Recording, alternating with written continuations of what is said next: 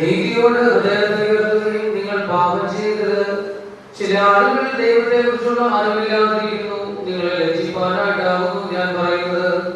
നിങ്ങൾ ഒരു മരിച്ചവരെ പുനരുത്ഥാനം ചെയ്യുന്നു. ഏത് ശരീരത്തോട് വരുമെന്ന് ചോദിച്ചേക്കാം. നീ വിതയ്ക്കുന്ന ക്ഷയിക്കുന്നില്ലെങ്കിൽ മുളയ്ക്കുന്നില്ല. നീ വിതയ്ക്കുന്നത് ഉണ്ടാകുവാൻ പോകുന്ന ശരീരമല്ല, ഗോതമ്പിന്റെയോ യവത്തിന്റെയോ മറ്റേതെങ്കിലും ധാന്യത്തിന്റെയോ വെറും മണി മാത്രം. എന്നാൽ ദൈവം തന്റെ ഇഷ്ടമനുസരിച്ച് ഓരോ വ്യക്തിനും അതിൻ്റെതായ ശരീരം നൽകുന്നു. എല്ലാ ശരീരവും ഒന്നുപോലെയല്ല. മനുഷ്യന്റെ ശരീരം ഒന്ന്, മൃഗങ്ങളുടെ ശരീരം മറ്റൊന്ന്, പക്ഷികളുടെ ശരീരം വേറൊന്ന്, മത്സ്യങ്ങളുടെ ശരീരം വേറൊന്ന്. സ്വർഗീയ ശരീരങ്ങളുണ്ട്, ഭൗമിക ശരീരങ്ങളുണ്ട്. എന്നാൽ സ്വർഗീയയുടെ തേജസ് ഒന്ന്, ഭൗമികയുടെ തേജസ് മറ്റൊന്ന്. സൂര്യന്റെ തേജസ് ഒന്ന്, ചന്ദ്രന്റെ തേജസ് മറ്റൊന്ന്. നക്ഷത്രങ്ങളുടെ തേജസ്സിന് വേറെ, നക്ഷത്രങ്ങൾ തമ്മിൽ തേജസ്സിന് വ്യത്യാസമുണ്ട്. അപ്രകാരം തന്നെയാകുന്നു മനുഷ്യരുടെ പുനരുത്ഥാനവും. നശ്വരയിൽ വിതയ്ക്കപ്പെടുന്നു, അനശ്വരമായി ഉത്ഥാനം ചെയ്യുന്നു. ഹീനമായി വിതയ്ക്കപ്പെടുന്നു, മഹത്വത്തോടെ ഉത്ഥാനം ചെയ്യുന്നു.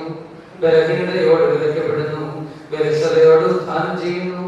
ഭൗമിക ശരീരം വിതയ്ക്കപ്പെടുന്നു, ആത്മീയ ശരീരം ഉത്ഥാനം ചെയ്യുന്നു. ഭൗമിക ശരീരം ഉണ്ടെങ്കിൽ ആത്മീയ ശരീരമുണ്ട്. ആദ്യ മനുഷ്യനായ ആദാം ജീവനുള്ളവനായി തീർന്നു എന്ന് എഴുതപ്പെട്ടിരിക്കുന്നു. ഒടുക്കത്തെ ആദാം ജീവിപ്പിക്കുന്ന ആത്മാവായി. എന്നാൽ ആദ്യം ആത്മീയല്ല, ഭൗമികനാണ് ഉണ്ടായത്. ആദ്യ മനുഷ്യൻ ഭൂമിയിൽ നിന്ന് മണ്ണ് കൊണ്ട് ഉണ്ടാക്കപ്പെട്ടവരും രണ്ടാമത്തെ മനുഷ്യൻ സ്വർഗീയനായ കർത്താവുമാകുന്നു. ഭൂമിയിൽ നിന്നുള്ളവൻ എങ്ങനെയിരിക്കുന്നു അങ്ങനെ തന്നെ ഭൗമികനും, സ്വർഗത്തിൽ നിന്നുള്ളവൻ എങ്ങനെയോ അങ്ങനെയായിരിക്കും സ്വർഗീയനും. ഭൗമികന്റെ സാദൃശ്യം നാം ധരിച്ചതുപോലെ തന്നെ സ്വർഗീയന്റെ സാദൃശ്യവും നാം ധരിക്കും. എന്നാൽ എന്റെ സഹോദരന്മാരെ, ജഡരക്തങ്ങൾക്ക് ദൈവരാജ്യം അർഹിക്കാവുന്നതല്ല. നശ്വരമായത് അനശ്വരമായത് അർഹിക്കാവുന്നതല്ലെന്ന് ഞാൻ പറയുന്നു. എന്നാൽ ഞാൻ ഒരു രഹസ്യം നിങ്ങളോട് പറയുന്നു. നാം എല്ലാവരും നിദ്ര പ്രാപിക്കുകയില്ല. അവസാന കാലം മുതുമ്പോൾ കണ്ണുനീരിനത്ര വേഗത്തിൽ നാം എല്ലാവരും രൂപാന്തരപ്പെടും. മരിച്ചവർ അക്ഷയമായി പുനരുത്ഥാനം ചെയ്യുകയും നാം രൂപാന്തരപ്പെടുകയും ചെയ്യും. എന്തെന്നാൽ നശ്വരമായത് അനശ്വരമായതിനെയും മധ്യമായത് അമർത്യതയും ധരിക്കുവാൻ പോകുന്നു.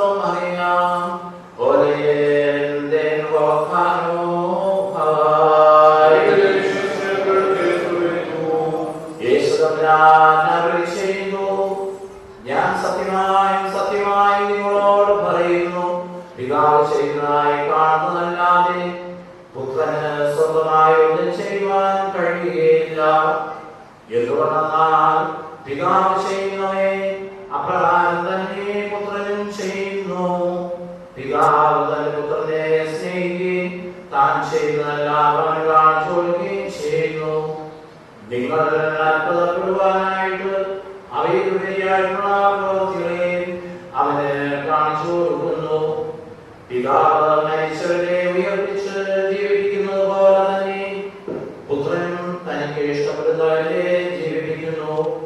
പിതാവിനെ ബഹുമാനിക്കുന്നത് പോലെ എല്ലാവരും പുത്രനെയും ബഹുമാനിപ്പാനായിട്ട് പിതാവ് ഒരുവനും വിധി നൽകാതെ ന്യായവിധിയെല്ലാം പുത്രനെ ഏൽപ്പിച്ചിരിക്കുന്നു. പുത്രനെ ബഹുമാനിക്കാത്തവൻ അവനെ അയച്ച പിതാവിനെ ബഹുമാനിക്കുന്നില്ല. ഞാൻ സത്യമായി നിങ്ങളോട് പറയുന്നു, എന്റെ വചനം കേട്ട് എന്നെ അയച്ചവന് വിശ്വസിക്കുന്നവന് നിത്യജീവനുണ്ട്. അവൻ ന്യായസ്ഥാനത്തിൽ ഉൾപ്പെടാതെ മരണത്തെ വിട്ട് ജീവനിലേക്ക് കടന്നിരിക്കുന്നു. ഞാൻ സത്യമായി നിങ്ങളോട് പറയുന്നു, മരിച്ചവർ ദൈവപുത്രന്റെ ശബ്ദം കേൾക്കുന്നവർ ജീവിക്കുകയും ചെയ്യുന്ന സമയം വരുന്നു. അത് ഇപ്പോൾ തന്നെയുമാകുന്നു. എന്തുകൊണ്ടെന്നാൽ പിതാവിന് തന്നിൽ തന്നെ ജീവനുള്ള പ്രകാരം പുത്രനും തന്നിൽ തന്നെ ജീവനുണ്ടായിരിക്കുന്നവണ്ണം വരം കൊടുത്തിട്ടുണ്ട്. ഞാൻ കൂടി നടത്തുവാൻ അവനെ അധികാരപ്പെടുത്തിയിരിക്കുന്നു. എന്തുകൊണ്ടെന്നാൽ ഞാൻ മനുഷ്യപുത്രനാകുന്നു. ശവക്കലകളിൽ സ്ഥിതി ചെയ്യുന്ന എല്ലാവരും അവന്റെ ശബ്ദം കേട്ട് നന്മ ചെയ്തവർ ജീവന് വേണ്ടിയും തിന്മ ചെയ്തവർ ദണ്ഡവിധിക്ക് വേണ്ടിയും പുനരുത്ഥാനം ചെയ്യുന്ന സമയം വരുന്നു. ഇതിൽ നിങ്ങൾ അത്ഭുതപ്പെടേണ്ട എന്ന് ഞാൻ അരുളി ചെയ്യുന്നു. നിങ്ങൾക്കെല്ലാവർക്കും സംപ്രീതിയുണ്ടാകട്ടെ. പ്രിയപ്പെട്ടവരെ, എല്ലാവർക്കും സമയം ഇരിക്കാം.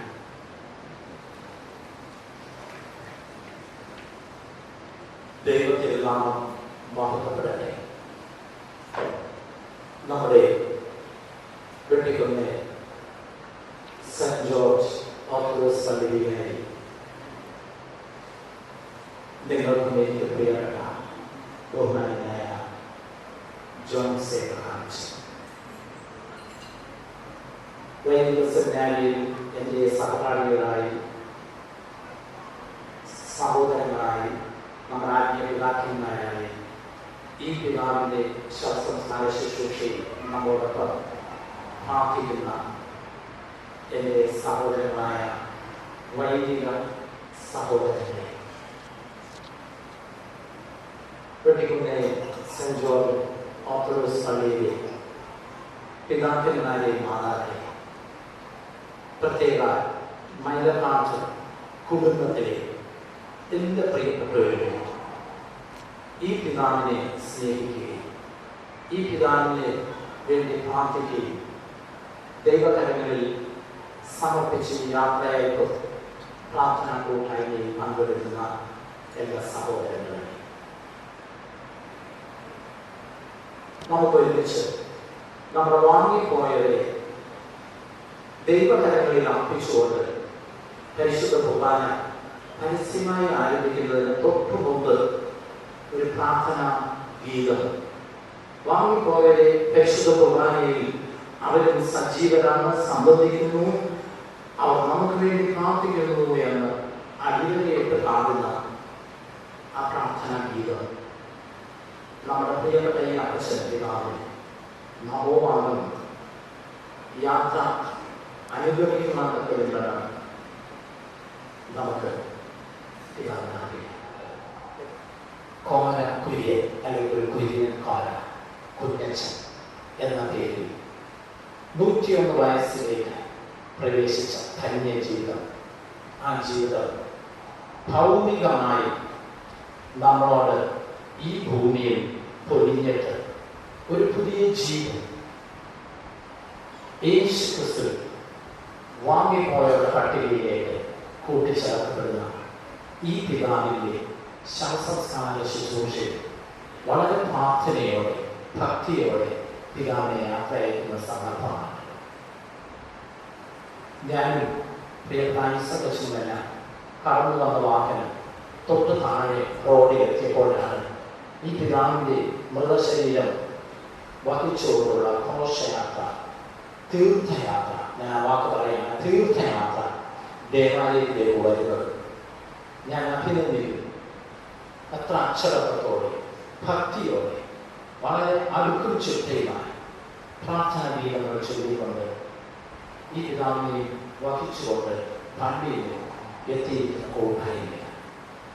ഇവിടെ ഞാൻ ശ്രദ്ധിച്ചൊരു സംഗതി, നോട്ട് ചെയ്ത സംഗതി, എൻ്റെ ഒരു പാഠം അത് നാവിൻ തുമ്പിൽ നിന്നല്ല, ഹൃദയത്തിൽ നിന്ന് ദൈവത്തിന് സ്തോത്രമാക്കി.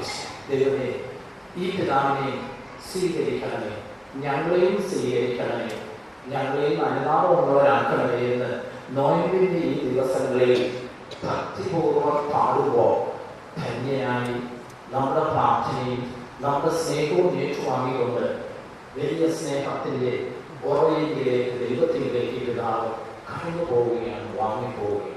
20 വർഷം കൂടി, ഏറെ 80 കഴിഞ്ഞ് 20 വർഷങ്ങൾ കൂടി ദൈവം അദ്ദേഹത്തിന് നൽകിയ അനുഗ്രഹം. ഇതൊരു ഭാഗ്യമാണ്. അല്ലെ, നമ്മളിത് ആഗ്രഹിക്കുന്നുണ്ടാകും, എത്രത്തോളം ഈ ഭൂമിയിൽ ജീവിക്കാമോ, പിടിച്ചു നിൽക്കാമോ, അങ്ങനെയൊക്കെയുള്ളൊരു ബന്ധം നമ്മുടെ ജീവിതത്തിലുണ്ട്. നമ്മുടെ എല്ലാ ജീവിതത്തിലും ഒരു അഹന്ത, ഞാനെന്ന ഭാവത്തിലൂടെ എൻ്റെ ആയുസൊക്കെ ഒന്ന് വർദ്ധിച്ചെനിക്ക് ഇവിടെ എത്രത്തോളം പിടിച്ചു നിൽക്കാം. പ്രിയപ്പെട്ടവരെ, ഞാൻ ഈ പിതാവിനെ നന്ദിയോടെ ഓർക്കുമ്പോൾ ഈ ക്രോമോസിൽ 2 പിതാക്കന്മാരുടെ ചിത്രം ഫോട്ടോ വെച്ചിരിക്കുന്നു. ഒന്ന് വട്ടശ്ശേരിയിലേക്ക്, പരിശുദ്ധ വട്ടശ്ശേരിയിലേക്ക്, ഒന്ന് പരിശുദ്ധ പാമ്പാടിയിലേക്ക്.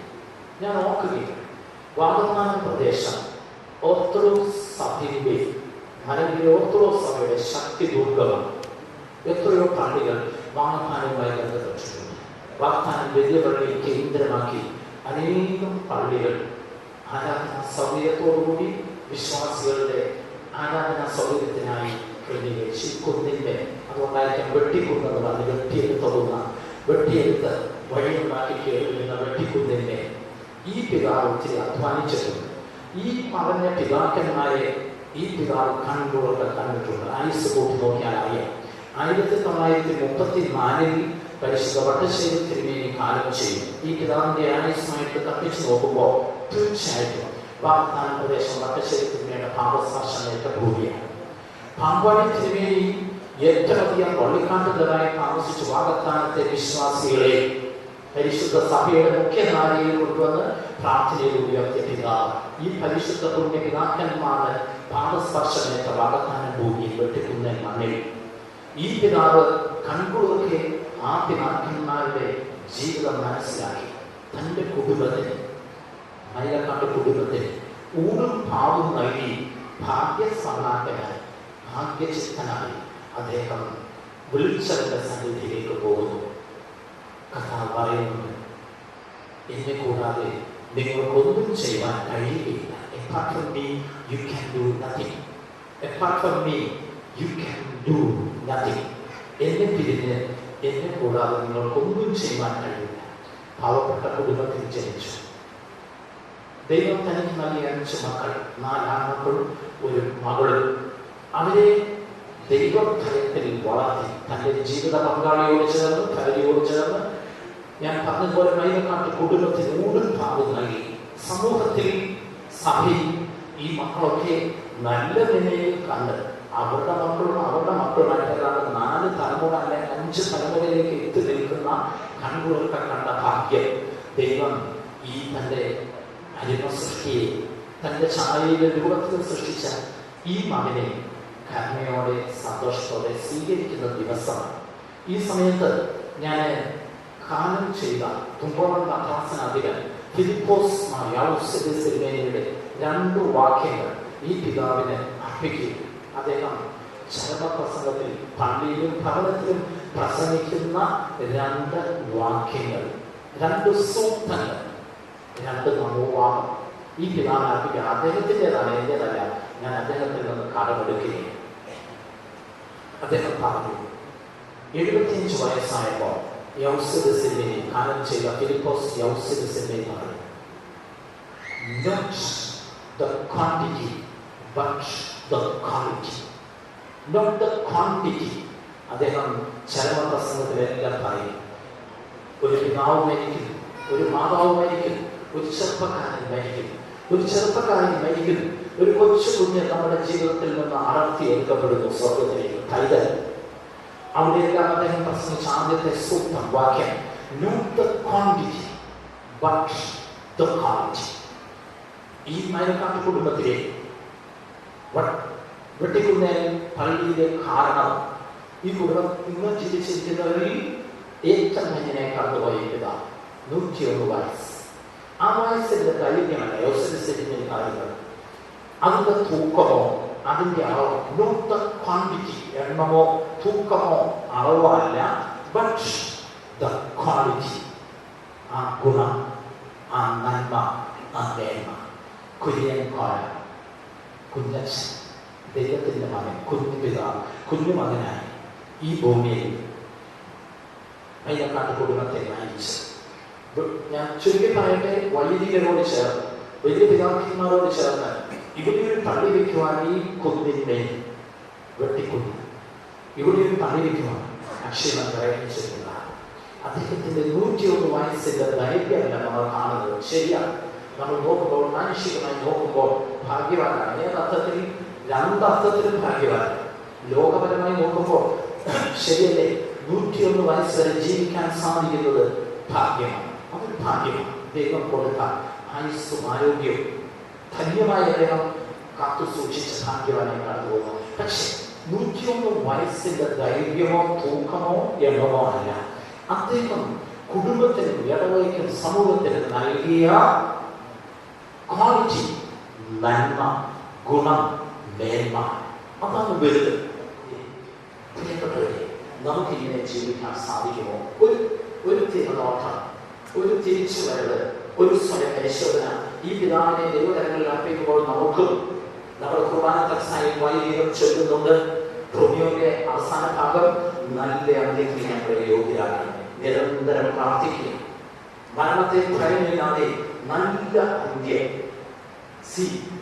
അത് ഈ പിതാവ് പ്രാപിച്ചു. കർത്താവിന്റെ തിരുശരീരത്തെ അനുഭവിച്ച് കൗനാശിക ബന്ധങ്ങളിലൂടെ പരിശുദ്ധമായ തിളക്കമാർന്ന ഗുണമുള്ള മേന്മയുള്ള നന്മ നിറഞ്ഞ ജീവിതം. ഭവനത്തിൽ നോമ്പും നമസ്കാരവും കണ്ണു നിറഞ്ഞ പ്രാർത്ഥനയും കുമ്പിടിയിലും നടത്തിയ വീട്, കുറിയാഴ്ച ചൊല്ലിയ വീട്, കർത്താവ് ഉത്തരം നൽകിയ വീട്, കർത്താവെ കാരണശീലമേ കുറിയാഴ്ച അദ്ദേഹം ഹൃദയത്തിൽ നിന്ന് 1000 ലക്ഷവും ലക്ഷം തവണ പാടി ദൈവത്തെ പാടി സ്തുതിച്ച വീടിന് ഇന്ന് ശക്തിയുണ്ട്. അത് അദ്ദേഹം നൽകിയിട്ട് പോകുന്നു. ആ ഗുണം, ആ മേന്മ 4 തലമുറകളെ കൺകൊടുക്കാൻ അദ്ദേഹം കടന്നുപോകുമ്പോൾ ഉച്ചതലമുറയെ ഏറ്റുവാങ്ങും.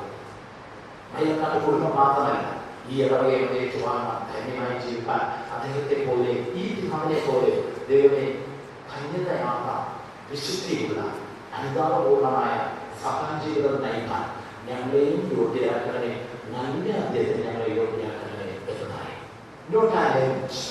ഭൗമികമാകുന്ന ജീവിതം ഇവിടെ അവസാനിപ്പിച്ചു. എന്തിനു വേണ്ടി സഭ ജീവിക്കുന്നു? എന്താണ് വെട്ടുകുന്നൻ പള്ളിയുടെ ഡെഫിനിഷൻ? എന്താണ് മൈനക്കാട്ട് കുടുംബത്തിന്റെ ഡെഫിനിഷൻ? നിർവചനം പറയാമോ? കാലം ചെയ്ത മാതൃസ്ഥിതിയിൽ ബാബാത്തിന്റെ സ്വർഗത്തെ നോക്കി, ദൈവത്തെ നോക്കി യാത്ര ചെയ്യുന്ന തീർത്ഥങ്കര സംഘം. വെട്ടിക്കുന്നൻ പള്ളിയുടെ ഡെഫിനിഷൻ: സ്വർഗത്തെ നോക്കി സാധു താല്പര്യം ഒന്നുമില്ല, വ്യക്തി താല്പര്യം ഒന്നുമില്ല. ഞാനെന്ന അഹന്തയുടെ വേരുകളെ മുറിച്ച് അറുത്ത് കളഞ്ഞിട്ട് ദൈവസ്നേഹത്തിൽ അധിഷ്ഠിതമാകുന്ന ദൈവരാജ്യത്തിന്റെ കെട്ടുപണിക്കാരായി ദൈവത്തെ നോക്കി സ്വർഗത്തെ നോക്കി യാത്ര ചെയ്യുന്ന തീർത്ഥാടക സംഘം. ഈ തീർത്ഥാടക സംഘത്തിലെ കാരണവരാണ് ഈ പിതാവ്.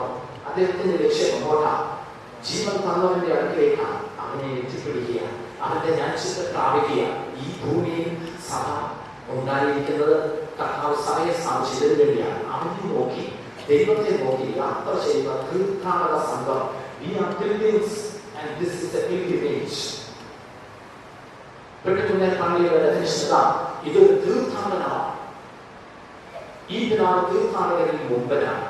101 വയസ്സിന്റെ ആ ധന്യത നമുക്ക് മുമ്പിൽ അദ്ദേഹം വളരെ ഭാഗ്യവാനായി എന്ന് പറയുന്നു.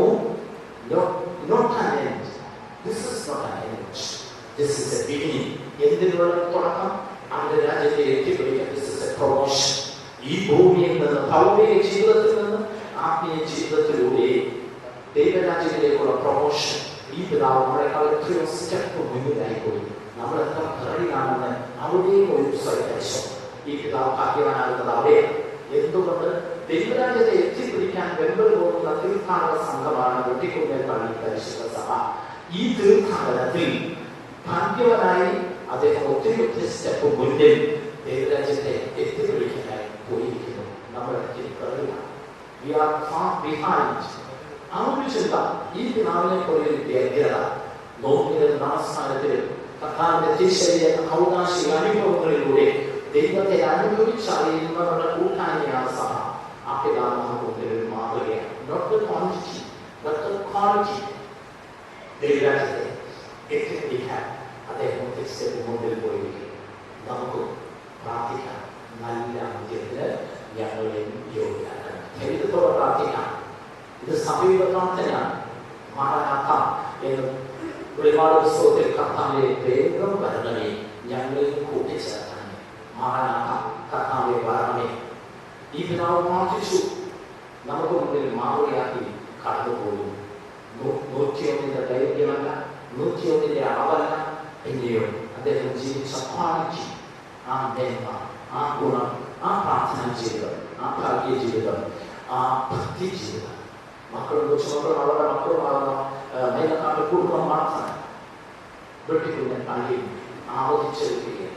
ഇതിലൂടെ പിതാവ് നമുക്ക് നഷ്ടമാകും. ധന്യ ജീവിതം നയിച്ചൊരു പിതാവ് നമുക്ക് നോക്കുമ്പോൾ ഈ ഭൗതിക ജീവിതത്തിൽ നമുക്കൊരു നഷ്ടമെങ്കിലും സ്വർഗത്തിൽ നമുക്ക് വലിയ നിക്ഷേപം, അദ്ദേഹം ഒരു വലിയ നിക്ഷേപമാണ് ദൈവത്തിന്റെ രാജ്യത്തിൽ ശോഭിക്കുന്നു. വടശ്ശേരിത്തിരുമേനിയുടെയും പാമ്പാടി തിരുമേനിയുടെയും ഒരു അനുഭവമാണ്. ആ പിതാക്കന്മാരെ കണ്ണൂരൊക്കെ കണ്ട് അനുഗ്രഹം ഏറ്റുവാങ്ങിയ പിതാവ് വാഗ്ദാന പ്രദേശത്ത് ഓർത്തഡോക്സ് വിശ്വാസികളുടെ വലിയൊരു കൂട്ടായ്മ, അടുപ്പിച്ചൊക്കെയുള്ള ജീവിതം, ഭക്തി നിറഞ്ഞ ജീവിതം നമ്മുടെ പിതാക്കന്മാർ കാണിച്ചത്, മാതാക്കൾ കാണിച്ചത്, അവരുടെ മക്കളാണ്, അവരുടെ കൊച്ചുമക്കളാണ്. എനിക്ക് എന്തുകൊണ്ട് അങ്ങനെയാണ് കാണുന്നില്ല. ഈ ഒരു നോയമ്പിന്റെ ദിവസം നമുക്ക് അങ്ങനെയും ഒരു അനുതാപം ചെയ്യാം. എന്തുകൊണ്ട് ഇങ്ങനെ ഈ പിതാവിനെ പോലെ എനിക്ക് ആയിത്തീരാൻ സാധിക്കുന്നില്ല? അതുകൊണ്ട് നമുക്ക് ഒരുങ്ങാം. ദൈവമേ, ഈ പിതാവിനെ അവിടുത്തെ കാര്യങ്ങളിൽ അവർ വാപ്പത്തിൽ ചെയ്യുന്ന പകുതിയുടെ ഇമ്പങ്ങളിൽ വിശ്രമിപ്പിക്കാൻ എന്റെ പിതാവിനാണ് അംഗീകരിക്കപ്പെട്ടത്. ലോകസ്ഥാപനങ്ങൾക്ക് മുമ്പ് തന്നെ നിങ്ങൾക്കായി ഒരുക്കപ്പെട്ട സ്വകാര്യ അതാണ് സഭയുടെ ജീവിതം.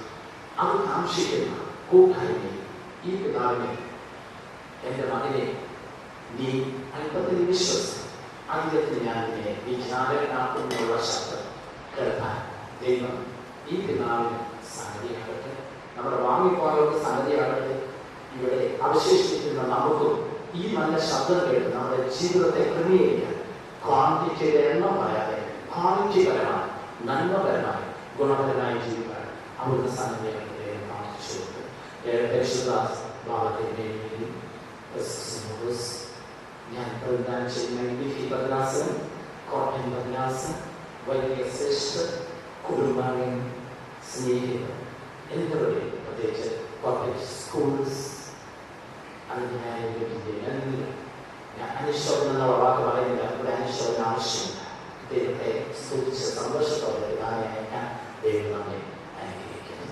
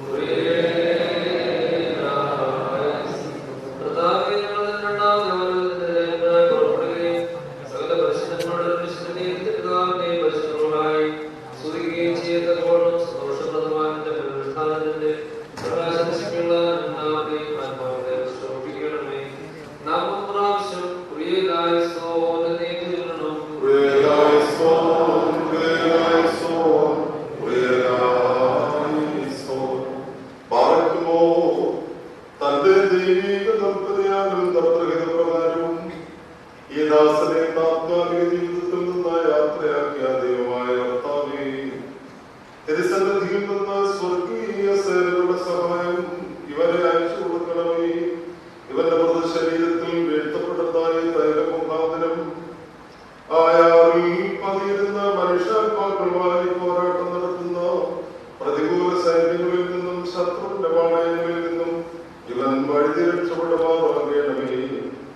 പ്രകാശഭവനങ്ങളിൽ വിശുദ്ധന്മാരോടുകൂടിയുള്ള ആനന്ദത്തിലേക്ക് ഇവനെ ആനയിക്കുകയും ചെയ്യണമേ. ഇവൻ സന്തോഷത്തോടും ആനന്ദത്തോടും കൂടി അങ്ങേക്കും അവിടുത്തെ പിതാവിനും പരിശുദ്ധാത്മാവിനും സ്തുതി പാടുകയും ചെയ്യുമാറാകണമേ. ഭയങ്ങളിൽ നിന്നുള്ള വിശ്രമത്തിനും യുദ്ധങ്ങളിൽ നിന്നുള്ള സംരക്ഷണത്തിനും പരിശുദ്ധന്മാരോടുകൂടിയുള്ള ആനന്ദത്തിനുമായി പിതാവിൻ്റെയും പുത്രൻ്റെയും ജീവനുള്ള പരിശുദ്ധ റൂഹായുടെയും നാമത്തിൽ നിത്യജീവനു വേണ്ടി തൈലം ഒഴിക്കപ്പെടുന്നു. ഭസ്മദാനോ